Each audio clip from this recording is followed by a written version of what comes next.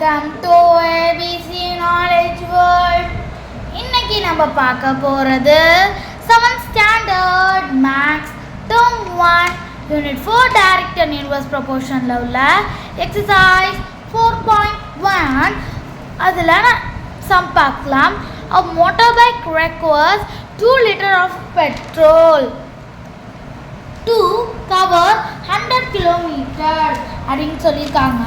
How many liters of petrol will be required to cover 250 kilometers அப்படின்னு கேட்டிருக்காங்க. அவங்க என்ன சொல்றாங்கன்னா 2 liters வந்து பெட்ரோல் எவ்வளோ கிலோமீட்டர் கவர் பண்ணால் 100 கிலோமீட்டர் அப்படின்னு சொல்லியிருக்காங்க. இப்போ 1 லிட்டர் எவ்வளோ கவர் பண்ணும் ஃபர்ஸ்ட் நம்ம பார்த்துக்கலாம். அப்போ நம்ம என்ன பண்ணால் 100 2 டிவைட் பண்ணணும்.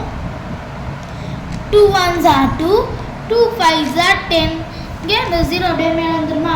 50 கிலோமீட்டர்ஸ் வந்துருதா? இப்போ அடுத்து 250 கிலோமீட்டர்ஸுக்கு எவ்வளோ பார்க்கலாம்.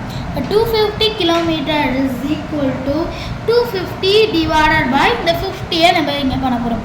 0 0 கேன்சல் ஆகிடும். 5 5s are 25. இங்கே என்ன வந்துடும்? Correct 5 litre. அப்போ X is equal to 5 litres அப்படின்னு உங்களுக்கு தெரியும். அப்போது நம்மளுக்கு 5 லிட்டர்ஸ் தேவைப்படுது. அவ்வளோதான், ரொம்ப ஈஸியான சம் தான். உங்களால் புரிஞ்சிருக்குன்னு நினைக்கிறேன். நம்ம அடுத்த வீடியோவில் பார்க்கலாம். தேங்க்ஸ் ஃபார் வாட்சிங் த வீடியோ.